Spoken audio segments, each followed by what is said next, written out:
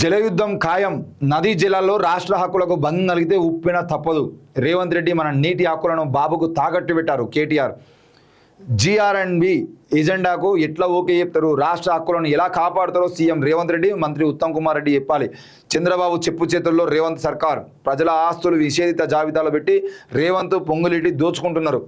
హిల్టు పాలసీపై ప్రజల్లో చైతన్యం తెస్తాం, అధికారంలోకి రాగానే దాన్ని రద్దు చేస్తాం. బీఆర్ఎస్ వర్కింగ్ ప్రెసిడెంట్ కేటీఆర్ నందినగర్లో పాత్రికేయులతో చిట్ చాట్.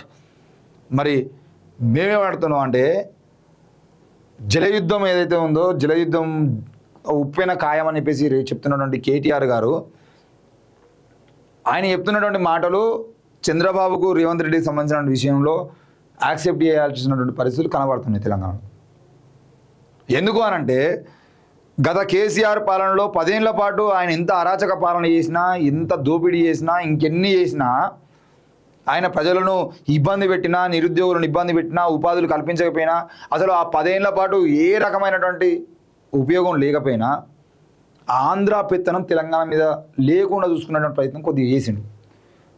ఆయన లక్షనాగాలతో ఏంటిది రామోజీ ఫిలిం సిటీ దున్నలేకపోవచ్చు, తెలంగాణ ఫిల్మ్ ఇండస్ట్రీకి సంబంధించిన విషయంలో పూర్తి స్థాయిలో ప్రక్షాళన చేయలేకపోవచ్చు. కానీ ఆంధ్ర పాలకులు ఎవరైతే ఉన్నారో, అది చంద్రబాబు అయినా ఫస్ట్ 5 ఏళ్ల పాటు, తర్వాత 5 ఏళ్ల పాటు జగన్మోహన్ రెడ్డి అయినా, వాళ్ళు ఎవరైతే ఉన్నారో వాళ్ళు ఇక్కడ ప్రభుత్వం తీసుకున్నటువంటి నిర్ణయాలలో ఏలు పెట్టేటువంటి ప్రయత్నాలు చేయకుండా ఎంతో కొంత కాపాడేటువంటి ప్రయత్నం చేసుకున్నాడు తెలంగాణ అస్తిత్వాన్ని. కానీ రేవంత్ రెడ్డి వచ్చిన తర్వాత తెలంగాణలో జరుగుతున్న నిర్ణయాలు తెలంగాణ రేవంత్ రెడ్డి తీసుకుంటున్నాడా, ఆంధ్ర చంద్రబాబు తీసుకుంటున్నాడా అర్థం కానటువంటి విషయాలు.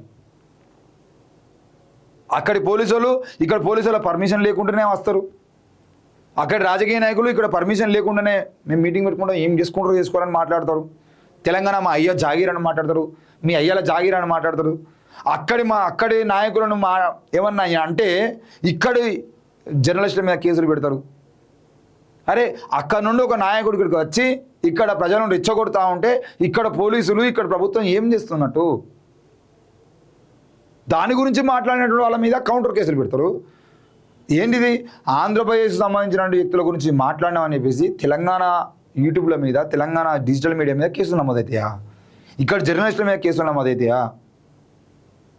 వాళ్ళని ఇక్కడికి వచ్చి ఎత్తుకెళ్ళిపోతారా? కిడ్నాపులు చేస్తారా రాత్రి? వాళ్ళ కౌంటర్గా మాట్లాడితే అక్కడ కోర్టు చెప్పిందని చెప్పేసి ఇక్కడ వీళ్ళ ఛానళ్ళకి వెళ్ళి వీడియో డిలీట్ చేస్తారా? వీళ్ళ ఫేస్బుక్లలో వాళ్ళ ఫేస్బుక్ వాళ్ళ మీదకి వెళ్ళి, ఇన్స్టాగ్రామ్ల మీదకి వెళ్ళి ఎక్కడికక్కడ వీడియోలు డిలీట్ అవుతూనే ఉంటాయి. ఒకే రోజు 12, 24 వీడియోలు నా దాంట్లో కానీ, లేదంటే మా బాలను నడిపించేటువంటి వాహిని టీవీలో కానీ ఒకే రోజు రాకేష్ డిలీట్ అవుతున్నాయి అని చెప్పేసి ఆయన స్క్రీన్ షాట్ పంపిస్తూనే ఉన్నాడు. ఏంది అనంటే, నారా లోకేష్ ఫోటో ఉంటే డిలీటు, చంద్రబాబు నాయుడు ఫోటో ఉంటే డిలీటు.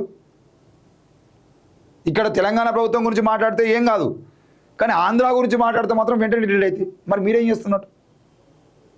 తెలంగాణ అస్తిత్వాన్ని ఎవరి కోసం తాకట్టు పెడుతున్నారు? మీరు అధికారంలో రావడం కోసం చంద్రబాబు సహకరించింది కావచ్చు, అంత మాత్రాన తెలంగాణ అస్తిత్వాన్ని, తెలంగాణ రాష్ట్రాన్ని ఆయన చేతిలో పెట్టదు కదా. వాళ్ళ వ్యాపారాలకు సంబంధించినటువంటి ఏమైనా ఉండేది ఉంటే లావాదేవీలలో ఏలు పెట్టుకోరు. వాళ్ళ ఆసుపత్రులని, వాళ్ళ కాలేజీలని, వాళ్ళ ట్రావెల్స్ని, వాళ్ళ వ్యాపారాలని, వాళ్ళ కాంట్రాక్టర్లని, వాళ్ళకు సంబంధించినటువంటి భూములని మనం ఎక్కడ ఏం అనట్లేదు కదా. ఏ రామోజీ ఫిలిం సిటీని ఏం దున్నుతలేం కదా మనం, ఇప్పుడు స్వాధీనం చేసుకోవట్లేదు కదా. ఆయన పచ్చళ్ళ వ్యాపారాలను మొదలుకొని పత్రికల వ్యాపారాల వరకు ఏ వ్యాపారంలో మనం ఏం ఏలిపెట్టట్లేదు కదా. అయినా కూడా తెలంగాణ రాష్ట్రాన్ని ఆయనకు అప్పచెప్తాము, వాళ్ళు తెలంగాణలో ఏం చేసినా మేము కళ్ళు మూసుకొని కూర్చుంటాం అని అంటే మన కంట్లో మనం ఏలిపెట్టి పొడుచుకున్నట్టు అవుతుంది. కాబట్టి అర్థం చేసుకోవాలి. ఈ విషయంలో జలయుద్ధంకి సంబంధించిన విషయంలో కానీ, ఆంధ్ర తెలంగాణ రాజకీయాలలో చంద్రబాబు వేలు పెట్టడానికి సంబంధించిన విషయంలో కానీ, వీటన్నిటి విషయంలో కేసీఆర్ బెటర్ దెన్ రేవంత్ రెడ్డి. ఇది పక్కా. ఎంతో కొంత తెలంగాణ సోయి ఉన్నటువంటి ముఖ్యమంత్రిగా కేసీఆర్ పనిచేసారు. అందుకే అనిపిస్తుంది ఈ కాంగ్రెస్ పార్టీయా లేదంటే సైకిల్ కాంగ్రెసా? మా పక్క చేస్తున్న కామెంట్ చేసినట్టు ఇది సైకిల్ కమలం కాంగ్రెసా అర్థమవుతలేదు. ఉన్న జల వనరులకు సంబంధించినటువంటి విషయంలో నువ్వు చేతులెత్తిస్తావు, మాకేం తెలియదు అంటావు. దాని మీద ఫైట్ చేసిన ప్రయత్నాలు ఉండేవు. ఏమనంటే మేము ఢిల్లీలో మంత్రిని కలిసినాం. ఏ ఢిల్లీలో మంత్రి ఇవ్వలే? బీజేపీ. ఆంధ్రప్రదేశ్లో ఉన్న కూటమి ప్రభుత్వం ఎవరిదే? బీజేపీది. మరి నువ్వు పోయి కలిసేసింటే ఏం ఉపయోగం ఉంటుంది? ఇప్పుడు నేను ఢిల్లీలో అపాయింట్మెంట్, మంత్రుల అపాయింట్మెంట్ కావాలంటేనే చంద్రబాబు చెప్పిస్తున్నాడు.